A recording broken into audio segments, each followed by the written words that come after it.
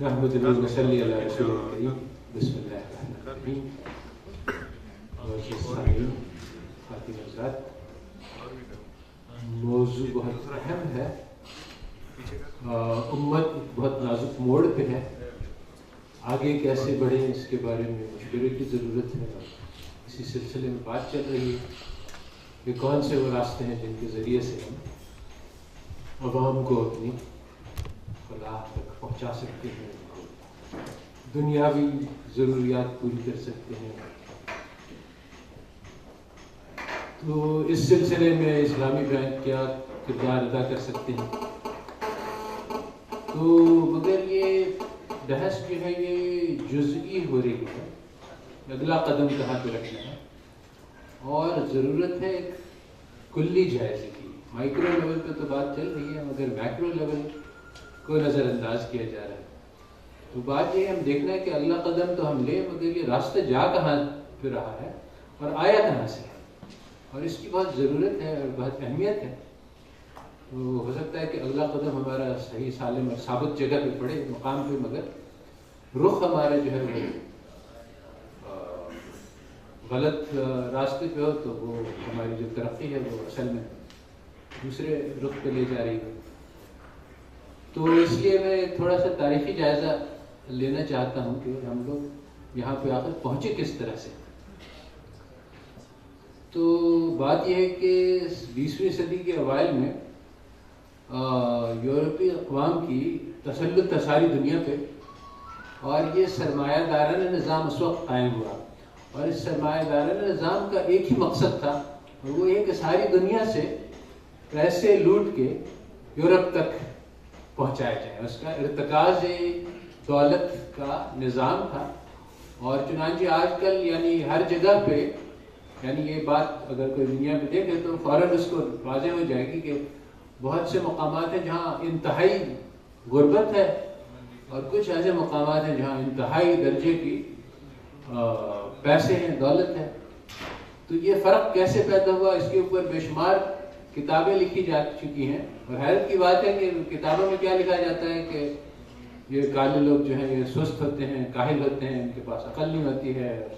اور یعنی وہ یہ اس کا کہیں پہ تذکرہ نہیں آتا ہے. وہ بات سارے فسانے کا جس میں ذکر نہ تھا کہ وہ لوگ ہاں سے ساری دولت اٹھا کے وہاں لے گئے، اس لیے ہم غریب ہو گئے، وہ امیر ہو گئے. اس میں کون سی اتنی یعنی کتاب لکھنے کی ضرورت ہے. مگر حیرت کی بات یہ ہے کہ کتابیں موجود ہیں، اور ایک نہیں 20 جس میں اس پہ یعنی بڑی سرماری کی گئی ہے کہ یہ آخر کیا وجہ ہے کہ ہم لوگ غریب ہیں اور ہمارے یعنی ترقی کا کیا راستہ ہے. ہم بھی ان کی تقلید کریں گے، ہم بھی جا کے اپنا کسی سے لوٹ کے پیسے لے آئیں تو ہم بھی امیر ہو جائیں گے. تو بہرحال بات یہ ہے کہ 2 جنگیں عظیم ہوئی جس میں یورپی اقوام کے پاس کی آپس میں بہت زبردست گتھم گتی ہوئی. اور یہ یعنی چھوٹی موٹی جنگیں نہیں تھی بلکہ اس میں 50 ملین لوگ جو ہیں وہ مر گئے. دوسری جنگ عظیم میں دنیا کی یعنی تاریخ میں سب سے بڑی یعنی مہلک قسم کی جنگ تھی. جس سے ان کی طاقت کافی حد تک ٹوٹ گئی، جس کی وجہ سے جو نوآبادیاتی نظام تھا اس میں جو ممالک تھے ان کو سر اٹھانے کا موقع ملا اور آزادی کی لہر چلی. اور یعنی شروع میں جبکہ 90% مسلمان ممالک یا مسلمان آبادی جو ہے وہ زیر حکم مغرب تھی، اور 1950 تک زیادہ تر ملک آزاد ہو گئے، زیادہ تر مسلمان آزاد ہو گئے. مگر یہ آزادی ایک شکلی آزادی تھی اور اصلی آزادی نہیں تھی. اس کی وجہ یہ تھی کہ یہ نوآبادیاتی نظام چلانے کے لیے ایک بہت بڑا طبقے کی ضرورت تھی جو مغرب لوگ تھے، اہل مغرب تھے، ان کا حامی اور مددگار تھے.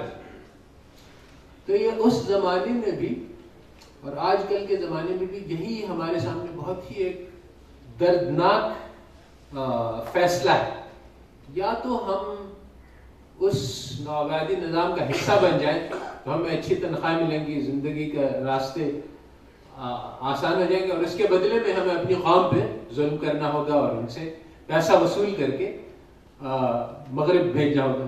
یا پھر ہم اس نظام کی طرفداری نہیں کریں اور پھر ہم غریب رہیں، بھوکے رہیں، ننگے رہیں اور ہمارے اوپر ظلم کیا جائے گا. یہ آپشن ہمارے پاس اس وقت بھی تھا اور یہی نظام آج بھی چل رہا ہے. بات یہ ہے کہ یہ جو نظام ہے یہ ایسا حیرت انگیز، اور یعنی جب تک روس تھا تو یہ سرمایہ دار نظام کا ایک حریف تھا تو وہ کھل کے کام نہیں کر سکتے. مگر 1990 میں جب روس کا ٹوٹ گیا دوسرا نظام جو اشتراکی نظام تھا، تو سرمایہ دار نظام ساری دنیا پہ قابض ہو گیا. اس کا کوئی حریف نہیں، کوئی مقابل نہیں سوائے اسلام، جس کو وہ اپنا حریف سمجھتے ہیں، اور اس کو بھی وہ اپنا خریدنے کی کوشش کی جا رہی ہے بڑی زبردست طریقے سے، جس کی تفصیل میں تھوڑی دیر بعد تھوڑی سی بتلاؤں گا، زیادہ تو وقت نہیں ہے. تو بہرحال یہ نظام اتنی تیزی سے اس میں ارتکاز دولت ہو رہا ہے کہ 2010 میں 380 لوگ تھے جن کے پاس آدھی دنیا کی دولت کو اگر شمار کیا جائے تو اس کا آدھا 380 لوگوں کے ہاتھ میں تھا. 2012 میں یہ تعداد 150 تک گھٹ گئی یعنی، اور 2014 میں یہ 85 کے قریب لوگ تھے جن کے پاس آدھی، اور ابھی لیٹسٹ اسٹیٹسٹک جو ہے وہ 2015 میں 60 لوگ ہیں جن کے ہاتھ میں آدھی دنیا کی دولت ہے. یہ اتنی تیزی سے دولت جو ہے وہ نیچے سے یعنی غریبوں کا استحصال کر کے امیروں کے پاس پہنچائی جا رہی ہے، اور اس میں پہنچانے میں کس کا ہاتھ ہے؟ یہ بینک ایک بہت اس میں کلیدی اس کی حیثیت ہے. اس کا مقصد ہی یہی ہے کہ غریبوں کے پیسے جمع کیے جائیں اور پھر امیروں کو اس کو دیا جائے. تو اب اس نظام میں جس میں مقصد یعنی جس کو کہتے ہیں، اس نظام کی روح جو ہے وہ استعمار اور استبداد پہ مبنی ہے، اب اس کی شکل میں ہم کتنی تبدیلی پیدا کر سکتے ہیں کہ اس کو ہم صحیح کر سکیں. تو بات یہی چلتی ہے کہ اس کا متبادل کیا ہے. تو بات یہ ہے کہ یہ بات یعنی لوگوں کو یعنی اسلام کی ایک 1400 سال کی تاریخ ہے جس میں ہم نے سارے کام کیے. ایسا نہیں ہے اب تو ہم بھول چکے ہیں، جیسا کہ اقبال نے کہا کہ وائے ناکامی متائے کارواں جاتا رہا، کارواں کے دل سے احساس یہاں جاتا رہا. نہ صرف یہ کہ جو ہمارا خزانہ تھا وہ لٹ گیا، بلکہ اب ہم یہ بھی بھول گئے کہ وہ کون سا خزانہ تھا، وہ کون سی چیزیں تھیں. ایک پورا نظام تھا اسلام کا جو 1400 سال تک چلا، جس میں بینک نام کی کوئی چیز نہیں موجود تھی. ہمارے نظام میں اس کے قریب بھی کوئی چیز نہیں موجود تھی. مگر جو ہمارے اصلی نظام ہے اس میں دو چیزیں ہیں. اب بات حیرت انگیز بات یہ ہے کہ یہ جو تکلیف پہنچ رہی ہے سرمایہ دار نظام سے، یہ ہم صرف مسلمانوں کو نہیں، مسلمان تو ایک چھوٹی سی حصہ بلکہ سارے دنیا میں جس کو کہا جا رہا ہے 99% اور 1% کی بات چل رہی ہے کہ 99% لوگ اس نظام میں وہ غربت کی طرف جا رہے ہیں اور 1% جو ہے وہ امارت کی طرف جا رہا ہے. تو یہ 99% بھی سوچ رہے ہیں اور انہوں نے اس کے بارے میں غور کیا اور اس نتیجے پہ پہنچے ہیں اس کا اسلام سے کوئی یعنی ان کی سوچ کا تعلق نہیں ہے کہ اس بینک میں جو بنیادی چیز جس میں فرق کرنے کی ضرورت ہے کہ اس کو ایک ڈپازیٹری انسٹیٹیوشن ہو اور ایک انویسٹمنٹ، ان دونوں فنکشنز کو الگ کر دینے کی ضرورت ہے اور ان دونوں کو جوڑ دینے سے بہت سارے نقصان ہو رہا ہے. تو یہ دونوں جو الگ ادارے ہیں یہ ہماری تاریخ میں ملتے ہیں، رسول اللہ صلی اللہ علیہ وسلم سے ملتے ہیں. ایک ادارہ جو دارالامانہ ہے اس میں صرف پیسے رکھے جاتے ہیں اور وہ 100% ریزرو پہ کام کرتا ہے، یعنی وہ کسی کو کوئی قرضہ نہیں دیتا ہے بلکہ وہ صرف پیسوں کو محفوظ رکھنے کا ایک طریقہ ہے. اور اس میں پھر وہ بہت سارے اور ٹرانزیکشنز اور ترسیل زر اور بہت سارے اور کام کر سکتے ہیں وہ لوگ. مگر یہ جو انویسٹمنٹ بینکنگ ہے یہ بالکل الگ چیز ہے. اس میں وہ آدمی جو چاہتا ہے کہ اپنے پیسے کو تجارت کے لیے استعمال کرے اور اپنے پیسے ڈالے اور اس تجارت کی جو رسک ہے اس کو برداشت کرے. یہ بہت اہم بات ہے، کلیدی بات ہے، اصل یہی بات ہے. آج جو ہے وہ جو مسئلہ ہے کہ بینک جو ہے وہ امیر لوگوں کو بغیر کسی رسک کے 10% اور 12% اور جتنا بھی ہوتا ہے وہ ان کے پیسے بنوا دیتا ہے بغیر کہ ان کو تجارت کا کوئی بھی رسک برداشت کرنی پڑے. اور آج اسلامی بینکاری بھی بعینہ ہی یہی بات کر رہا ہے کہ یعنی فرق یہ ہے کہ جو غیر اسلامی بینکاری ہے اس میں جو طریقہ استعمال کیا جاتا ہے امیروں کی دولت میں اضافہ کرنے کا وہ حرام ہوتا ہے، اور ہمارے یہاں امیروں کی دولت کا اضافہ کرنے حلال طریقے سے کرنے کی کوشش کی جاتی ہے، مگر نتیجہ دونوں کا ایک ہی ہے۔ اور بڑے بڑے ہمارے دیندار مفکرین جنہوں نے اس نظام کی بنیاد رکھی، جیسے عمر چھابڑا وغیرہ، وہ یہ سب بات بالکل واضح طور پہ کہہ چکے ہیں کہ ٹھیک ہے ہم اپنے نظام کو حلال تو کر لیں گے، مگر اس کے جو اثرات ہیں ان کا ذرہ برابر بھی فرق نہیں ہے مغربی نظام کے اثرات سے، یعنی کہ ارتکاز زر اس سے ہوگا۔ اور جو باقی ساری چیزیں ہیں جو جیسے مفتی شفیع نے کتاب نظام سود، مسئلہ سود پہ لکھی ہے، اور بھی جگہوں پہ کہ یہ جو سرمایہ دار ہے اس کے یہ نقصان ہے وہ نقصان ہے، وہ سارے نقصانات اس نظام میں بھی ہیں۔ تو میں کہہ رہا ہوں کہ اس کی ایک کلیدی بات تو یہی ہے کہ ان دونوں کو الگ کر لیا جائے، مگر بہت ساری اور چیزیں ہمارا اصل میں نظام ہے ایک جو چل رہا تھا۔ اب بات یہ ہے کہ اس کو پھر سے لانا بھی کوئی آسان کام نہیں ہے۔ ہم یہ نہیں کر سکتے کہ 100 سال پہلے جیسے نظام تھا اسی کو ہم ہو بہو ریپلیکیٹ کر دیں کہ جیسا نظام عثمانیہ دور میں تھا اسی نظام کو ہم سوچ کے اس کی نقل اتار دیں۔ یہ اس لیے نہیں ہو سکتا ہے کہ سارے نظام جو ہیں وہ زندہ ہوتے ہیں، یہ سرمایہ دارانہ میں زندہ ہے۔ آج جو قانون ہے وہ یعنی پچھلے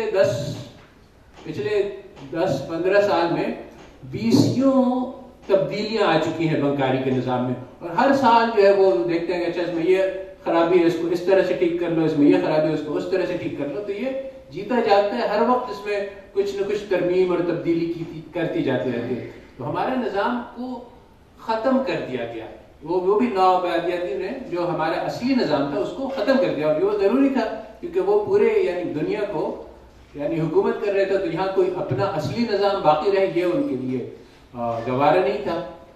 اگر وہ چلتا رہتا نظام تو وہ زمانے کے اعتبار سے تبدیل ہوتا رہتا، اور آج ہمارے لیے بالکل ہی قابل تسلی ایک نظام ہوتا۔ مگر اب جو ہم نظام چاہتے ہیں وہ نظام نہیں ہے جو 100 سال پہلے عثمانیوں کے پاس تھا، بلکہ وہ نظام ہے جو 100 سال کی تبدیلی کے بعد آج آتا۔ تو یہ کام کرنا بہت ہی ایک ہمت اور بہت ہی ایک محنت کی ضرورت ہے، اور بہت جسارت کی ضرورت ہے۔ تو ہوا یہ کہ یہ جو نوآبادیاتی نظام تھا اس کو چلانے کے لیے ایک دوسرا طبقہ کی ضرورت تھی، جس کو کہا جا سکتا ہے کہ وہ یعنی اس کے کئی نام دیے جاتے ہیں۔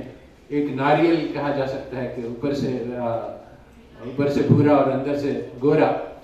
تو یہ ایک ناریل طبقہ پیدا کرنا ضروری تھا یہ مغرب والوں کو، کیونکہ اکیلے یعنی یہاں صرف 1000 گورے لوگ تھے جو نظام چلا رہے تھے، تو وہ کروڑوں کی آبادی کو نہیں چلا سکتے ہیں۔ تو اس میں انہوں نے ہزاروں کی تعداد میں ایسے لوگ پیدا کیے جن کی روح جو ہے وہ مغرب زدہ ہو گئی، اور ان کو یعنی یہ ان کی یعنی کہ تحریروں میں مل جاتا ہے صاف صاف کہ ہمیں ایک ایسی نسل قوم پیدا کرنی ہے جو ہمارے نمائندہ بنے، ان کی عقیدت، ان کی محبت ہم سے ہوگی، ان کو اپنے آباء و اجداد سے، اپنی نسل سے، اپنی میراث سے، اپنے سب سے نفرت ہوگی۔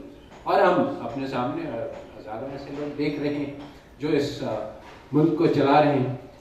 تو یہ جب آزادی آئی تو یہ طبقہ اس کو حکومت مل گئی۔ چنانچہ جو بہت سارے مسلمانوں نے خواب دیکھا تھا کہ آزادی کے بعد اسلامی نظام آئے گا اور اسلامی نظام میں یہ خوبیاں ہوں گی، وہ خواب شرمندہ تعبیر ہو نہیں سکا۔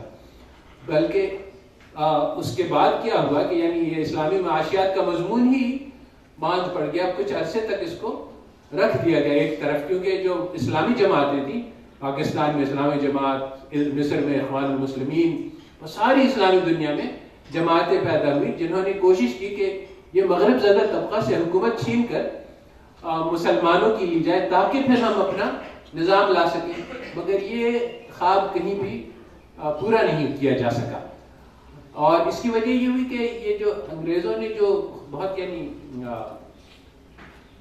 حکمت سے کام کیا تھا، اور یہ نہ صرف یہ کہ بیوروکریسی اور ایڈمنسٹریشن میں سارے کے سارے وہی لوگ رکھے تھے، بلکہ آرمی بھی بہت یعنی اہتمام کے ساتھ ایسے لوگوں کی سے بنائی گئی تھی جو کہ بہت ہی زیادہ یعنی وفادار ہوں انگریزوں کے۔ تو یہ دو کلیدی ادارے ان لوگوں کے ہاتھ میں تھے، ان لوگ دل، تو اس کے خلاف جو ہے وہ مسلمانوں کی کاوشیں پوری نہیں ہو سکیں۔ تو اب یہ جو دوسرا دور ہے اس میں یہ سمجھوتے کا دور پیدا ہوا ہے کہ ٹھیک ہے، ہم بجائے اس کے کہ ایک خواب دیکھیں کہ اصلی اسلام آئے گا، ہم کیوں نہ سمجھوتا کر لیں زمینی حقائق سے کہ آج ہمیں کافروں کے ساتھ رہنا پڑے گا، کافروں کے نظام میں اپنی کوئی جگہ بنا لیں اور اس کو بھول جائیں کہ ایک اصلی نظام بھی ہے اور ایک اصلی اسلام بھی ہے، اور ایک کیونکہ یہ اب بعید ہے، تو یہ کوئی ایسی یعنی کوئی ایسی بات نہیں ہے جو کہ جس کے بارے میں ہم کہہ سکیں کہ یہ بالکل ہی غلط ہے، یعنی اس لیے کہ واقعی صورتحال تو ایسے ہی نظر آتی ہے. وہ جو کام جس کے کرنے کی ضرورت ہے وہ اتنا بعید لگتا ہے کہ ہمت نہیں پیدا ہوتی ہے کہ انسان جو اس کی طرف کرے، اور پھر وہ کہے کہ ہم ایک خواب کی فکر میں ہم ڈوبے رہیں اور کچھ کام نہیں کریں، تو یہ بھی اچھا نہیں لگتا. کہتے ہیں کہ ٹھیک ہے جو کیا جا سکتا ہے وہ تو کر لیں. تو یہ ہے صورتحال. اس وقت جو ہے وہ بڑی کوشش ہو رہی ہے بڑے پیمانے پہ کہ اسلام کو بھی ایک جدید شکل دی جائے، اور اس میں باقاعدہ قرآن کی تفسیریں لکھی جا رہی ہیں اور دین کی ایک نئی ترجمانی کی جا رہی ہے. اور اسی طرح سے یہ اصلی نظام سب کو کسی کو اس پہ میں شبہ نہیں کہ یہ جو بینک ہے اس کو اسلامی نہیں بنایا جا سکتا ہے، مگر یہ کہ اب اسی کے ساتھ ہمیں زندہ رہنا ہے تو جتنا ہم کوشش کر سکتے ہیں کر لیں. جس طرح سے یوں سمجھے کہ ہمارا عدالتی نظام ہے، اب کیا ہم اس کو اپنا جو شریعت کا نظام ہے اس کی طرف بنا سکتے ہیں؟ کیا ہم اس کو قدم بقدم چل کے، کیا ہم یہ جو حکومت کا نظام ہے پارلیمانی نظام ہے اس کو ہم خلافت اور شورا پہ قدم بقدم چلتے چلتے آ سکتے ہیں؟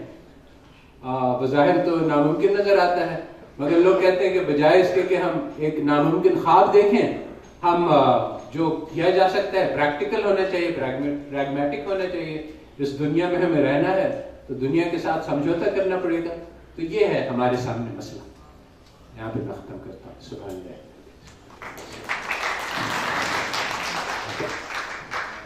شکریہ ڈاکٹر صاحب.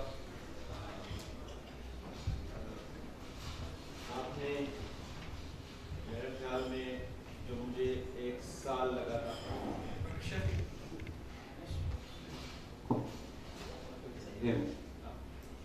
تھینک یو ڈاکٹر صاحب. میرا خیال میں مجھے 1 سال سے زیادہ عرصہ لگا تھا ٹو ریڈ اٹ. آپ نے وہ 15 منٹ میں بہت اچھے طریقے سے comprehensively articulated to participant. Hopefully this will help us to think in a direction جس میں ہم we can contribute to the realization of مقاصد شریعہ, the design system of this direction. میرے خیال میں اتنا جو آپ نے ابھی ڈسکس کیا ہے, we will need a little bit break تاکہ ہم اس کو observe بھی کریں and we come back fresh for the next participant to present their session. تو 5 منٹ جو ہیں جو پارٹیسپینٹس ہیں یہاں پہ they can grab their cup of tea, آپ واپس آ جائیں, اور جو ہمارے ٹیم اور اسپیکر ہیں they can stay here from different 5 minutes.